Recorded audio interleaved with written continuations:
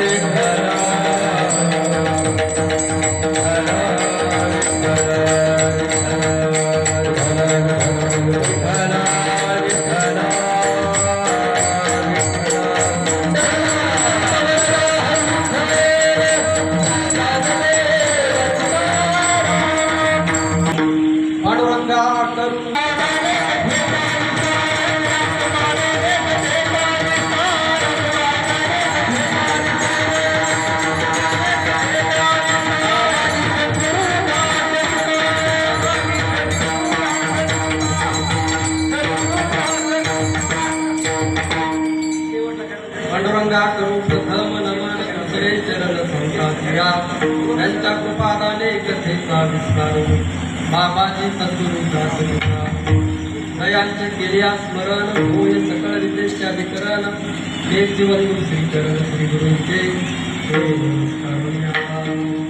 नमो सद्गुरू तुकया ज्ञान दीपा नमो सद्गुरू सच्चिदानंद रूपा नमो सद्गुरू भक्त कल्याण मूर्ती नमो सद्गुरू भास्करा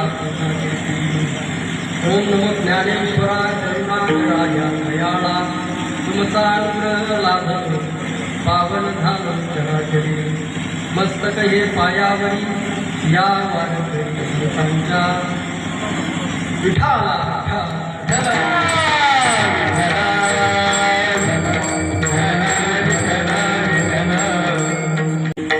साठी केला होता अट्टहास शेवटचा दिस घडवावा आता निश्चिंतीने पावन दिसावा तुमच्या धावा कृष्णेच्या कीर्तन रूपी सेवेकरिता घेतलेला अभंग महान भगवत भक्त भक्ती ज्ञान व वैराग्याचे महामेरू जागतिक कीर्तीचे विद्वान जागतिक कीर्तीचे विचारवंत जगद्गुरु श्री संत तुकाराम महाराज यांचा त्यांच्या अमृतमय वाणीतून निघालेला त्यांच्या गाथेमध्ये समाविष्ट असणारा 4 चरणांचा सर्वांच्या पाठांतराचा उत्कृष्ट असा मानवी जीवनाची कृतार्थता सांगणारा अभंग सेवेकरिता घेतलेला आहे.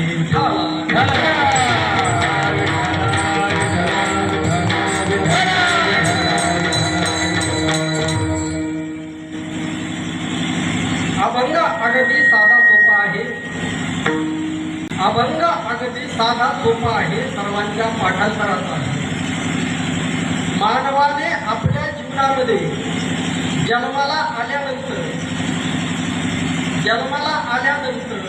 त्याने त्याच्या जीवनामध्ये जे काही कार्य केलं, जे काही कर्म केलं, ते एका उंचीपर्यंत गेल्यानंतर मानवाची जी अवस्था होती त्या अवस्थेचं वर्णन या अभंगामध्ये तुकाराम महाराजांनी केलेलं आहे.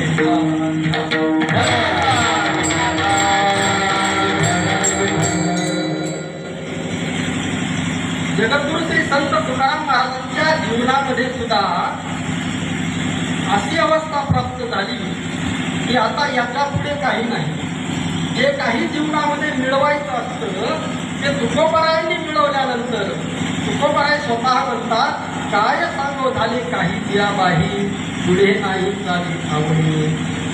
ही जी अवस्था आहे परिपूर्णतेची जी अवस्था आहे, ही परिपूर्णतेची अवस्था, या अवस्थेचं वर्णन करताना जगद्गुरु श्री संत तुकाराम महाराज म्हणतात, ही अवस्था प्राप्त झाल्यानंतर जो माणसाच्या जीवनाचा जो शेवट होतो तो गोड होणं अत्यंत आवश्यक आहे.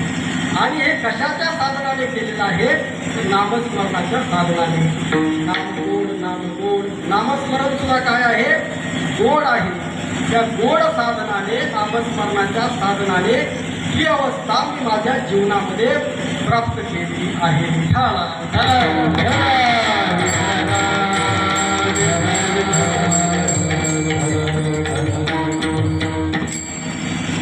जीवनामध्ये सगळं काही भेटल्यानंतर माणसाची तृष्णा नष्ट होते, माणसाची आशा नष्ट होते. आणि अशी अवस्था प्राप्त केल्यानंतर स्वतःला कौतुक वाटल्याशिवाय राहत नाही. कौतुक वाटे झाली या मित्रांचे ते सुद्धा कशाच्या आधारे? नावमंगळाचे केले तुले. भगवंताच्या नावाच्या आधारे, ईश्वराच्या नावाच्या आधारे, विठ्ठलाच्या नावाच्या आधारे मी ही अवस्था प्राप्त केलेली आहे. आणि मुक्ती तर वारकरी संप्रदायामध्ये मुक्तीची अवस्था एकदम चिल्लर अवस्था आहे. मुक्ती नाम हाती मोक्ष, किंवा तुका म्हणे मोक्ष देखील कळस. इतकी सोपी मुक्ती वारकरी साधू संतांनी आपल्यासाठी करून ठेवलेली आहे. त्यामुळे तुकोबाराय म्हणतात, तुका म्हणे मुक्ती परनिली नोवरी. मुक्ती तर आमची काय आहे? एकदम नोवरी झालेली आहे. आणि आता उर्वरित जे दिवस आहेत ते अगदी खेळीमेळीने घालवायचे आहेत. अशी जी अवस्था प्राप्त केलेली आहे.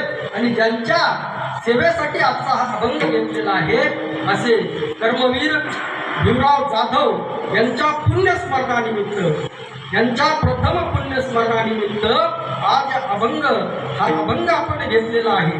आणि त्यांनी त्यांच्या जीवनामध्ये जे कार्य केलं, त्यांनी त्यांच्या जीवनामध्ये जे कर्म केलं, म्हणून त्यांना आपण सर्वजण कर्मयोगी म्हणत आहोत.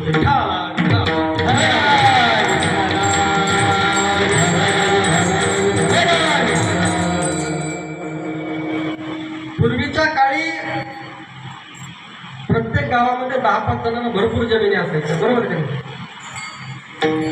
आणि 80-90% लोकांना तर कमीच असायचं. 10-5 लोकांना भरपूर, कुणाला 100 एकर, कुणाला 50 एकर. त्या काळामध्ये त्यांना सुद्धा भरपूर जमीन होती, पण काही कारणास्तव पुन्हा त्यांच्या कौटुंबिक कारणामुळे त्यांना कमी जमीन होती. आणि असे अल्पभूधारक त्या काळामध्ये असताना सुद्धा त्यांनी त्यांच्या 4ही मुलांना आज आपल्याकडे सगळं काही असताना सुद्धा एखादा जर शिक्षक असेल, वकील असेल, इंजिनियर असेल, डॉक्टर असेल, त्याला सुद्धा त्याच्या स्वतःच्या मुलांना शिकवणं इतकं अवघड झालेलं आहे, इतकं खर्चिक झालेलं आहे. सर्वसामान्य माणसाच्या आवाक्याच्या बाहेर शिक्षण गेलेलं आहे. आज तुमच्या अगदी लहान मुलाला जरी शाळेत टाकायचं म्हटलं, अगदी LKG UKG ला जरी टाकायचं म्हटलं तर 50,000 लाख रुपये एवढ्या फीस आहेत इंग्लिश स्कूल. आणि त्या काळामध्ये कोणतीही साधनं नसताना, सिटीमध्ये निश्चित असं उत्पन्न नसताना, पहिलं शेतामध्ये काय व्हायचं, जेवाराशिवाय दुसरं काही होत नव्हतं. बरोबर आहे काय? सगळे बोलत जा.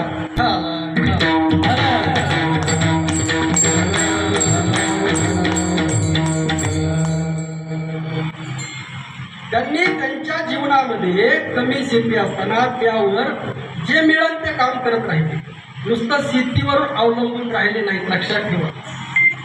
येणाऱ्या काळामध्ये आमच्यासोबत जे आलेले आहेत अभिमान खसाडे यांचा एक व्हिडिओ आता खूप गाजला की त्यांनी म्हटलं जवळपास 4 लाख लोकांनी त्यांचा महाराष्ट्रामध्ये व्हिडिओ पाहिला. ते म्हटले आता ही जी शेवटची पिढी काही समोर बसलेली ही संपली की माणूस पण संपलं. बघा मग ही शेवटची पिढी आता किती महत्वाची आहे लक्षात ठेवा. हे आपण सांगणार आहोत पुढे.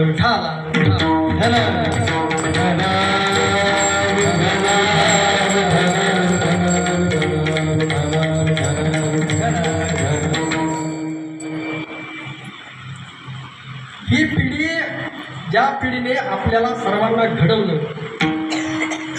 या सर्वांच्या आशीर्वादाने आणि माझ्यासोबत आलेले हरिभक्त परायण जे स्वतः कीर्तनकार आहेत, गायक आहेत, मृदंगाचार्य आहेत, असे हरिभक्त परायण रामेश्वर महाराज जाधव, बद्रीनाथ महाराज लाखे ज्यांनी उत्कृष्ट असं गायन केलं, सदाशिव महाराज खेत्रे, बाबासाहेब महाराज घोलक, मच्छिंद्र महाराज घोलक, सर्वांच्या आशीर्वादाने, सर्वांच्या सहकार्याने आपण एकदम खेळीमेळीच्या वातावरणामध्ये सेवा पार करणार आहोत.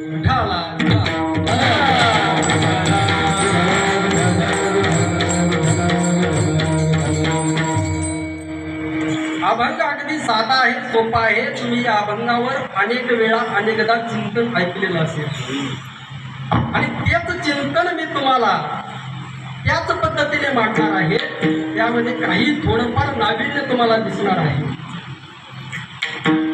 यामध्ये जगद्गुरु श्री संत तुकाराम महाराजांनी जी मूळ भूमिका मांडलेली आहे, ही मूळ भूमिका लक्षात घेणं गरजेचं आहे. मी सर्वात पहिल्यांदा जो उल्लेख केला की श्री अभिमान खरसाडे यांनी म्हटल्याप्रमाणे की ही आता जर शेवटची पिढी जर संपली तर येणाऱ्या काळामध्ये माणूस पण संपणार आहे.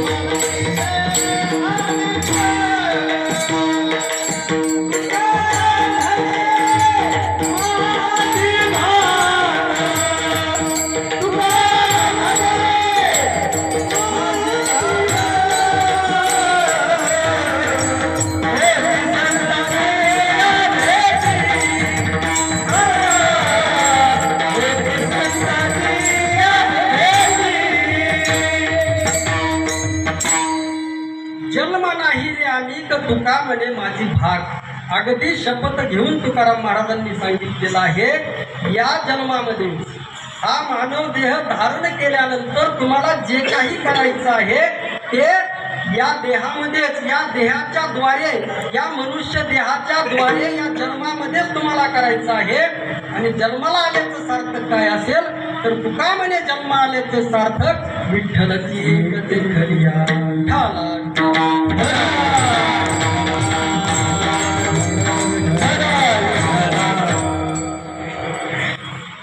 सगळ्यात पहिल्यांदा त्यामुळे आपण आपल्या पूर्वजांचं कधीही स्मरण केलं पाहिजे. आपले पूर्वज खूप महत्वाचे आहेत. जगद्गुरु श्री संत तुकाराम महाराजांनी आपल्या पूर्वजांचं स्मरण करताना सगळ्यात पहिल्यांदा बळीराजाला आठवलेलं आहे. बळीराजाविषयी जगद्गुरु श्री संत तुकाराम महाराज काय म्हणतात? महाभारतामध्ये आपण पाहिलेलं आहे. महाभारतामध्ये कर्णाला आपण सगळ्यात उदार म्हटलो. उदार म्हटलं की आपल्या डोळ्यासमोर काय येतो? कर्ण येतो.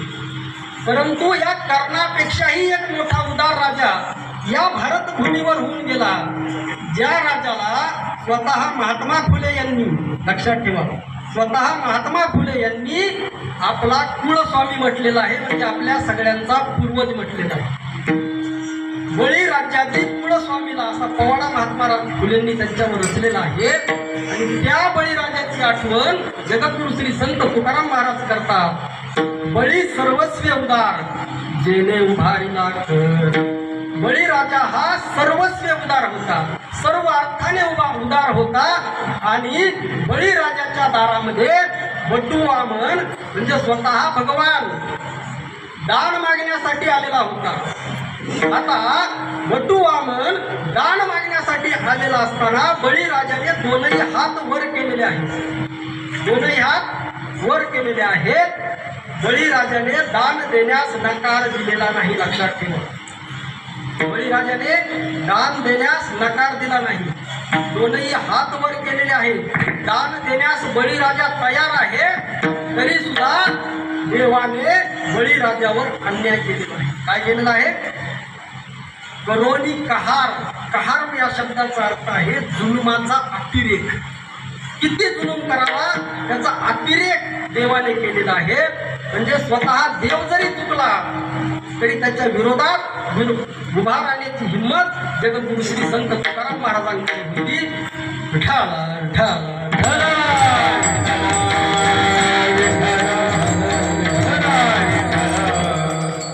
असा बळीराजा काय केला आहे? देवाने कुठं घातलाय? पाताळात. करोनी कहार तो पाताळी घातला.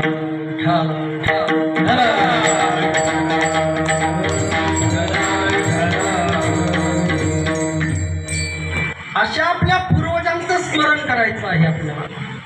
बळीराजा कोण आहे? हिरण्यकशिपूचा मुलगा भक्त प्रल्हाद. प्रल्हादाचा मुलगा विरोचन. विरोचनाचा मुलगा बळीराजा.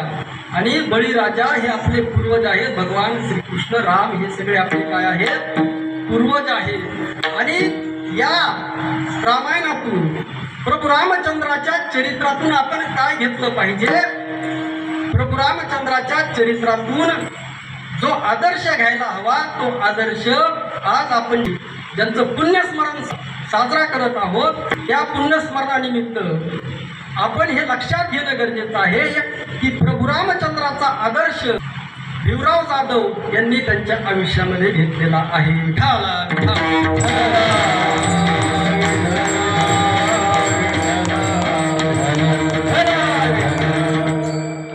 राजा दशरथाने त्यांच्या मुलांना जे संस्कार घातले, राजा दशरथाने, लक्षात ठेवा हे संस्कार किती महत्वाचे आहेत. राजा दशरथाने त्यांच्या मुलांना जे संस्कार घातले तेच संस्कार कैलासवासी भिवराव जाधव यांनी त्यांच्या मुलाला घातलेले आहेत. आज आपण पाहतो जेवढे काही कोर्टामध्ये जा, जेवढे काही भांडण आहेत, कुणासोबत भांडण आहेत? आपल्याच भावासोबत आहेत, आपल्याच भावकीसोबत आहेत, आपल्याच चुलत भावासोबत आहेत. मग आपण रामायणातून काय घेतलं? रामायणात भाऊ भाऊ भांडत होते का एकोपाने राहत होते? सांगा तुम्ही. प्रभू रामचंद्रांना राजा होण्याचा अधिकार होता. जरी त्यांचं राज्यपद हिरावून घेतलं असलं तरी जर प्रभू रामचंद्राने जर ठरवलं असतं तर ते राज्य घेऊ शकले असते, ते सिंहासनावर बसू शकले असते. तरी सुद्धा केवळ वडिलांच्या वचनासाठी कुठं गेले? वनवासात. बरोबर आहे का? आणि प्रभू रामचंद्र वनवासामध्ये गेल्यानंतर भरत राजाला राजा होण्याचा चान्स होता. किती मोठा चान्स होता. आज आपण सत्तेसाठी खुर्चीसाठी किती भांडणं होतात. सगळे जेवढे काही या जगामध्ये आजच्या या लोकशाहीच्या जगामध्ये जेवढे काही भांडणं आहेत, एकमेकांची मनं ज्यामुळे तुटलेली आहे, एकमेकांच्या मनामध्ये जेवढा काही द्वेष आहे, हा सगळा कशामुळे आहे? खुर्चीमुळे आणि पदामुळे. भरत राजाला राजा होण्याचा, सिंहासनावर बसण्याचा चान्स असताना सुद्धा भरत राजाने सुद्धा त्याचा त्याग केला. अशा पद्धतीने संस्कार आपल्या मुलांना देणं गरजेचं आहे. रामायणातून आपण हे शिकणं गरजेचं आहे. आपण आपल्या वडिलांसोबत कसं वागलं पाहिजे, आपण आपल्या भावंडांसोबत कसं वागलं पाहिजे.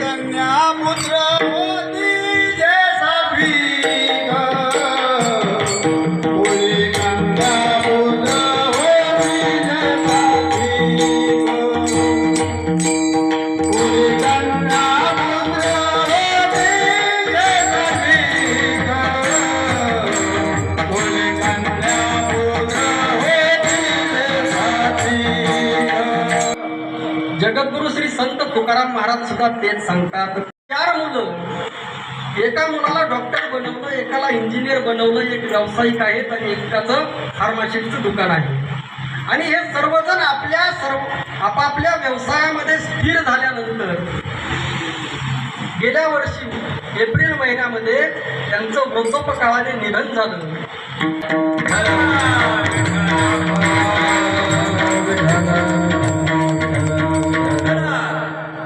आपला विषय काय चालू होता की आपण आपल्या पूर्वजांचं स्मरण केलं पाहिजे, त्यांची आठवण घडली पाहिजे. आपले जे पूर्वज आहेत, रामकृष्ण यांना आपण काय म्हणतो? देव म्हणतो. बरोबर आहे का? देव म्हणजे कोण असतो? देव म्हणजे देणारा. देव म्हणजे कोण असतो? देणारा असतो. आणि देव कुठं राहतो नेमका? जीवनामध्ये आपण नेमका देव कुठं राहतो याचा शोध घेतला पाहिजे.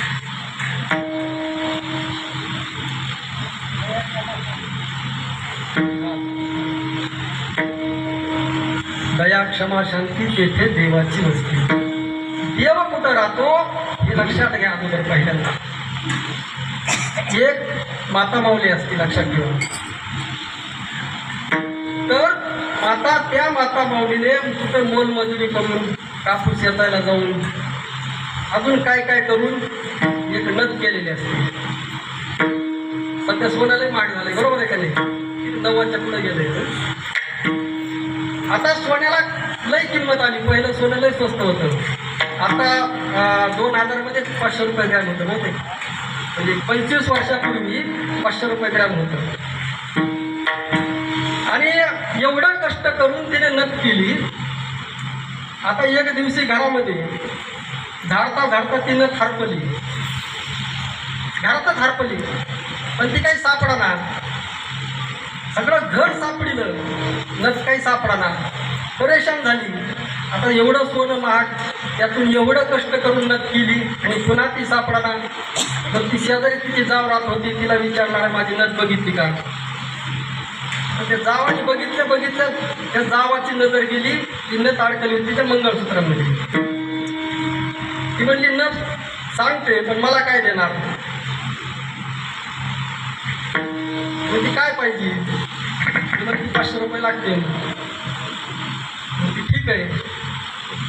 ती तिच्या जावाला त्या आरशासमोर घेऊन जाते आणि ती म्हणते, बघ आरशात नथ. आता नथ कुठं आहे? समोर तिला कुठं दिसते? आरशामध्ये.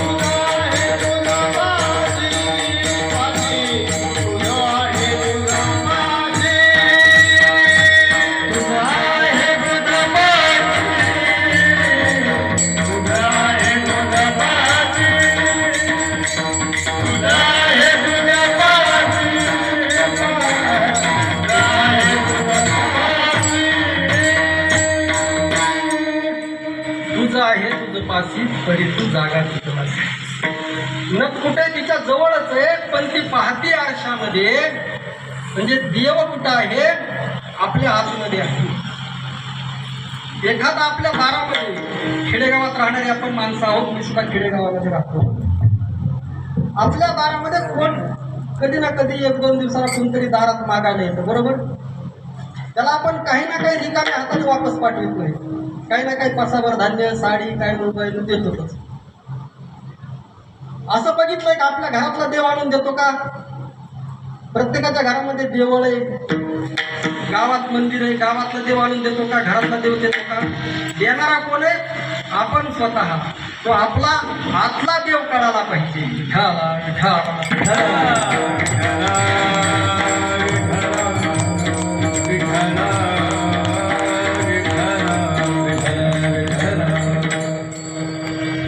देव आपल्या जवळ आहे, लक्षात ठेवा. सर्व घटी गावामध्ये हा देही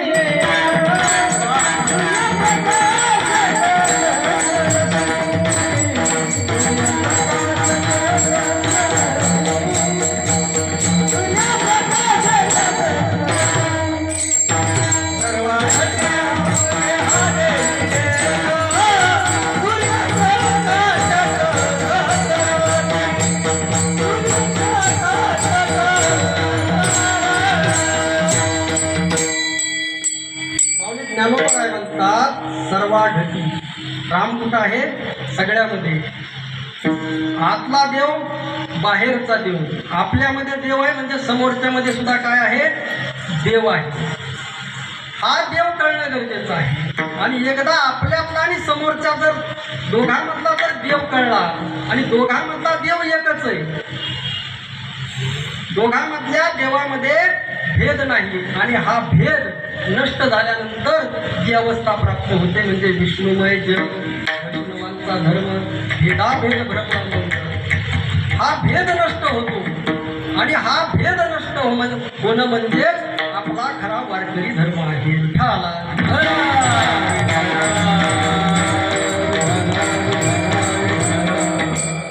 माणसामध्ये या ज्या जातीच्या भिंती उभ्या राहिलेल्या आहेत, या धर्माच्या भिंती उभ्या राहिलेल्या आहेत, या भिंती कोसळून टाक.